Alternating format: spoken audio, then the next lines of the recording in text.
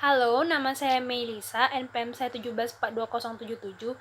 Di video ini saya akan menunjukkan langkah-langkah saya dalam mengolah data penelitian yang bersifat data sekunder, di mana saya mengambil topik mengenai ketepatan waktu penyampaian laporan keuangan di Bursa Efek Indonesia.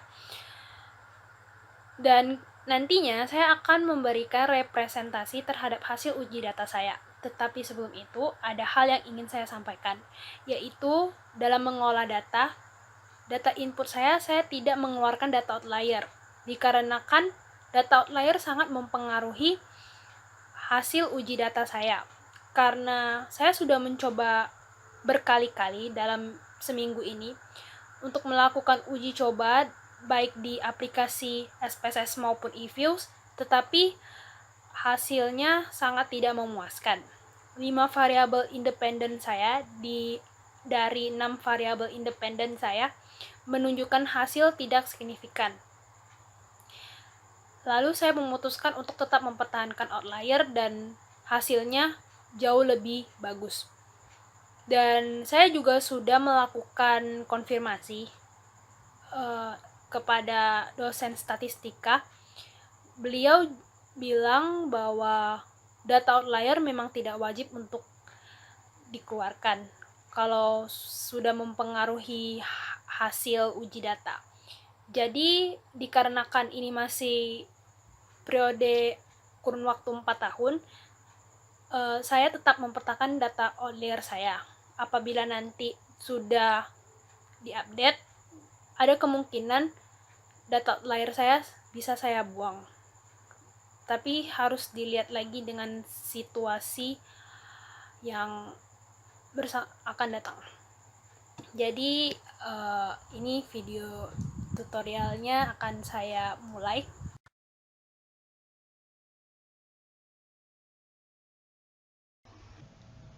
Oke, jadi ini tuh data input saya. Tipe auditor, ukuran perusahaan, leverage, price to book value, profitabilitas, dan dividen per share ini itu variabel independen. Sementara variabel dependen itu ketepatan waktu pelaporan keuangan. Nah, file ini tuh harus dipastikan memang udah benar-benar lengkap dan nggak ada yang kemis. Karena kalau misalnya ada yang kemis, nanti dikhawatirkan nggak bisa kebaca pas diimpor di program SPSS versi 25-nya. Nah, kalau udah, Excel ini data ini bakal saya copy. Sebenarnya bisa lewat jalur manual impor lewat SPSS-nya. Cuman saya lebih suka copy langsung seperti ini. Terus klik copy. Terus ke SPSS-nya ini. Nah, saya udah sediakan terlebih dahulu. Jadi di sini saya akan jelaskan aja untuk variabel KAP. Saya setting dulu variabel view-nya ini seperti type-nya numeric, width-nya 8, desimalnya 2, labelnya saya samakan. Nah, untuk value-nya dia berbeda dengan variabel lain nih, bisa dilihat ya. Karena ini tuh variabel dummy. Jadi tuh kayak 0 itu berarti non big 4 dan 1 itu berarti big 4. Nanti tinggal diisi aja. Ini ketik 0 terus ditambahin di bagian labelnya non big 4. Terus kalau misalnya salah bisa di remove. Ini kita klik OK aja. Terus tap ke measure. Measure-nya itu juga berbeda karena dia termasuk variabel dummy. Otomatis kan ada klasifikasi nih antara big 4 dan non big 4. KP yang mana yang big 4 dan KP yang mana yang bukan non big 4. Sementara yang scale ini untuk variabel independen dan dependennya, kenapa scale? Karena dia bentuknya itu perhitungan, perbandingan gitu. Nah, setelah ini udah dipastikan udah terinput dengan tepat, kemudian langsung ke data view. Nah, dia bakal terlihat nih seperti ini tabelnya. Nah, jangan lupa yang data input yang di Excel tadi, kita harus pastekan dulu. Ini tuh nggak langsung muncul angka-angka ini ya. Ini karena udah saya siapin dulu, jadinya udah ada datanya. Nah, di pastekan, nanti dia bakal muncul angka-angka ini. Tapi harus dicek lagi. Bener-bener udah lengkap belum sih? Seharusnya jumlah datanya tuh ada 1304. Nah, udah lengkap. Selanjutnya bakal diuji datanya. Nah, untuk SPS ini saya hanya pakai untuk uji data statistik deskriptif. Di bagian analyze, descriptive statistics, terus ke descriptives. Nah, untuk yang deskriptif ini saya hanya pakai variable size sampai timeliness ini. Sementara yang KP enggak, karena nanti KP bakal di analyze-nya tuh berbeda lagi. Nanti akan saya tunjukkan. Nah, di sini klik dulu options-nya. Ini pilihan yang saya inginkan saja. Ini saya maunya ketik min, standar deviasi, minimum sama maksimum. Tuh, kayak gini aja. Terus klik continue. Terus klik OK. Nanti dia bakal muncul seperti ini. Nih, terlihat kan N-nya itu maksudnya banyaknya data. Banyaknya data itu variabelnya udah bener ya, berarti 1304. Terus minimal ini maksudnya nilai terendah masing-masing variabelnya. Terus maksimal nilai tertinggi dari masing-masing variabel, min nilai rata-rata dari masing-masing variabel, dan standar deviasi. Nah, standar deviasi ini dia itu menggambarkan kalau semakin besar dia melebihi 33% dari nilai rata-rata ini, berarti makin bervariasi data yang ada. Selanjutnya, saya akan melakukan uji data untuk descriptive statistics untuk KAP. Pertama ke analyze, descriptive statistics, terus ke frequencies. Karena dia berbeda. Dia itu nominal, jadi harus di sini. Ini nggak usah diatur apa-apa sebenarnya. Terus klik OK aja. Dia bakal muncul datanya seperti ini. Tuh, nggak ada yang ke-missing kan? Berarti udah betul. Ada 1304 data. Nah, di sini tuh bakal jelas gitu persentasenya. Maksudnya kayak frekuensi, maksudnya itu ada 795 data dari 1304 data itu yang termasuk non-Big Four, dan persen itu 61% dari 100% itu termasuk non-Big Four. Sementara sisanya kayak frekuensi 509 data dari 1304 menggunakan Big Four, dan 39%-nya itu kalau dipresentasekan itu yang hanya menggunakan Big Four.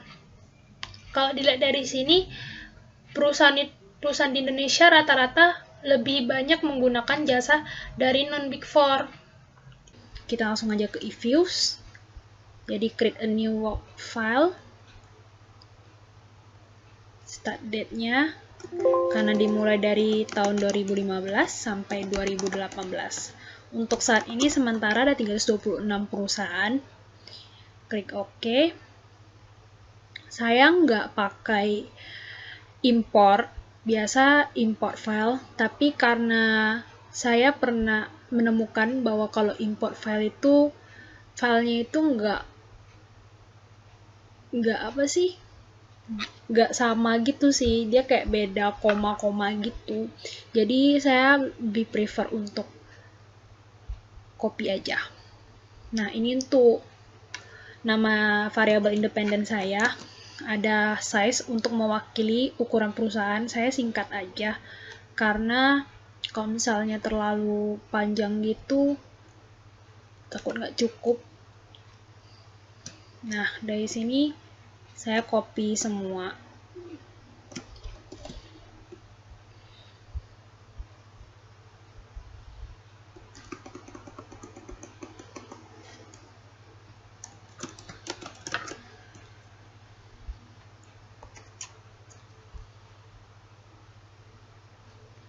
Klik yes. Begitu juga dengan variabel independen lainnya.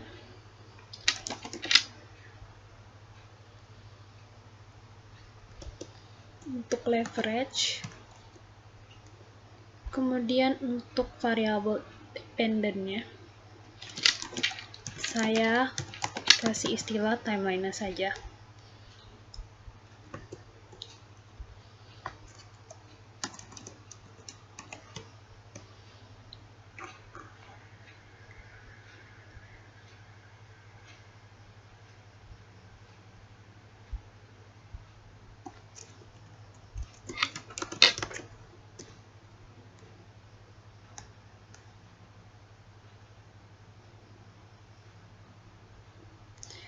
Dan kemudian kita akan coba uji regresi panel, regresi data panel.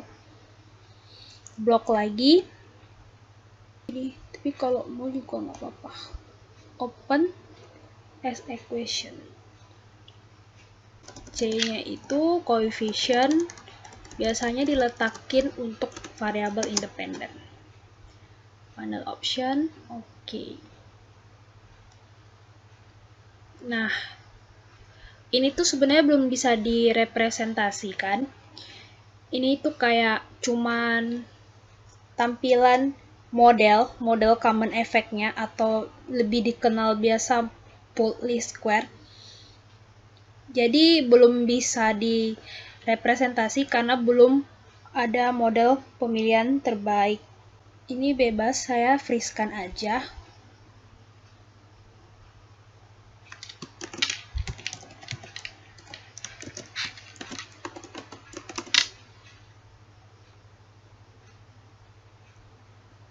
Kemudian estimate. Nah, di sini kita mulai untuk uji regresi panel. Di sini juga belum dapat dalam bentuk yang bisa dibaca data panelnya karena kita belum tes ke sini. Tapi sebelum itu di freeze-kan aja dulu.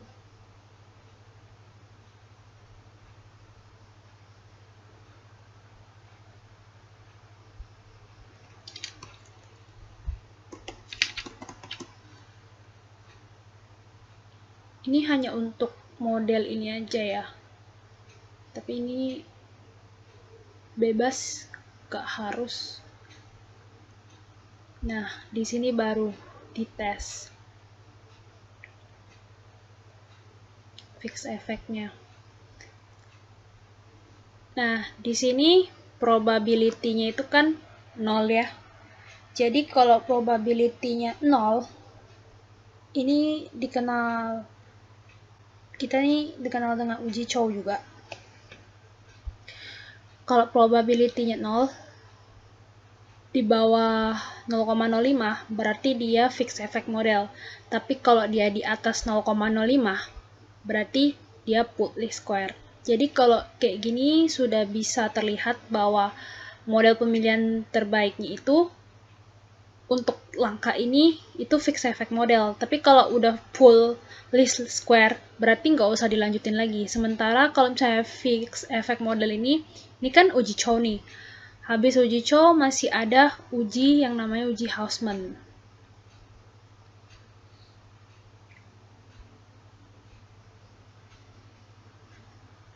Ini kita freeze aja.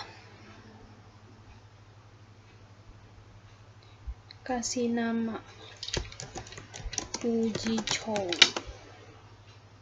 Ini nggak boleh gini, nanti dia nggak valid. Oke.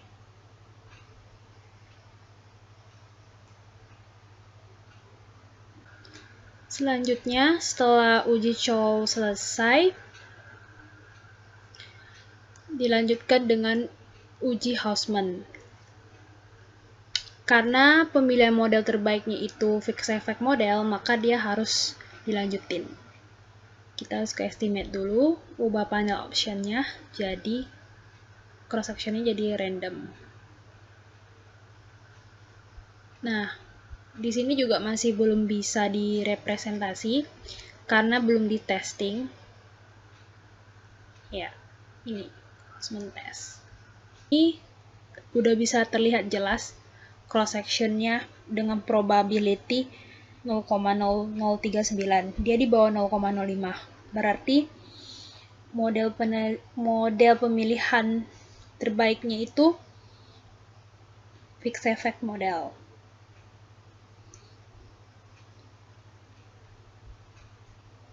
Di freeze-kan aja.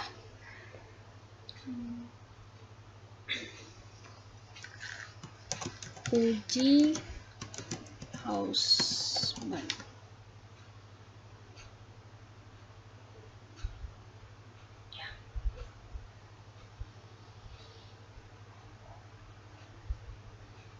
Nah, selesai bisa dilakukan analisa di sini dulu uji F-nya. Uji F-nya itu sebesar 00 ini. Dikatakan jika nilai probabilitasnya di bawah 0,05, maka dengan kata lain variabel independen secara simultan berpengaruh terhadap variabel dependen. Dan kebalikannya, kalau dilihat di sini dia kan 0,05. Berarti variabel independen secara keseluruhan ini secara simultan berpengaruh terhadap variabel dependen. Kalau uji F itu dia melihat variabel independennya mau ngebuktiin secara bersama-sama dia benar-benar memberi pengaruh nggak sih terhadap variabel dependennya. Kalau uji T,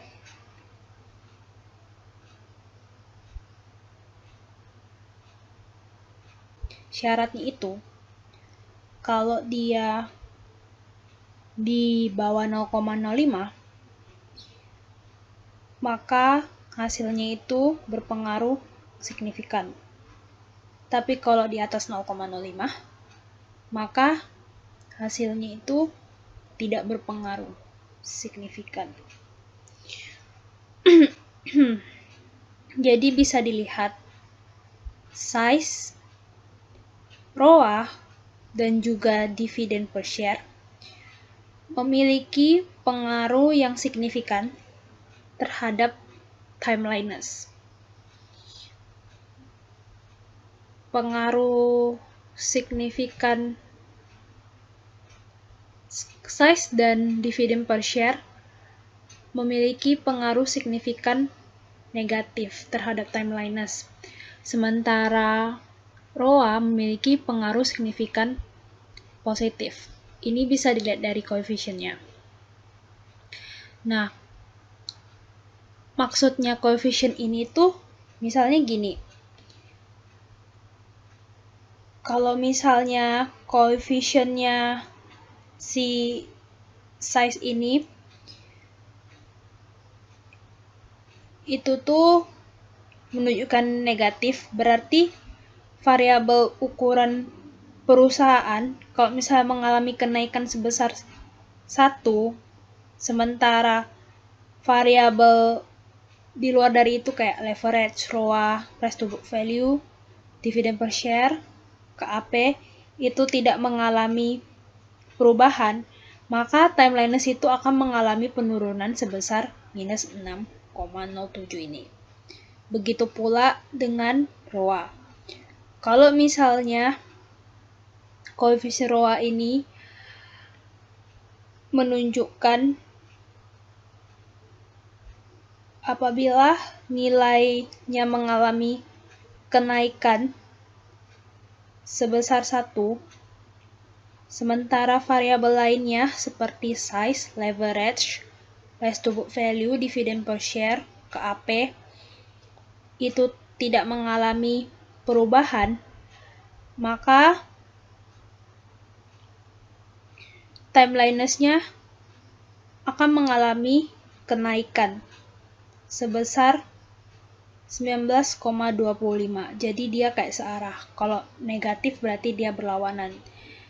Misalnya dia naik, berarti timeliness-nya turun. Kalau ROA, dia naik, juga timeliness-nya naik. Setelah itu, uji T bisa dilihat R-square-nya. Hal ini menunjukkan bahwa proporsi pengaruh variabel bebas, ukuran perusahaan, leverage, profitabilitas, price to book ratio, dividen per share, dan tipe auditor terhadap timeliness itu sebesar 35,46%. Sedangkan sisanya 64,54% itu dipengaruhi oleh variabel lain yang tidak disertakan dalam penelitian ini. Jadi begitu penjelasan dari saya.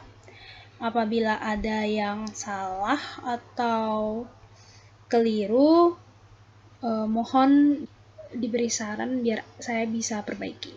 Terima kasih.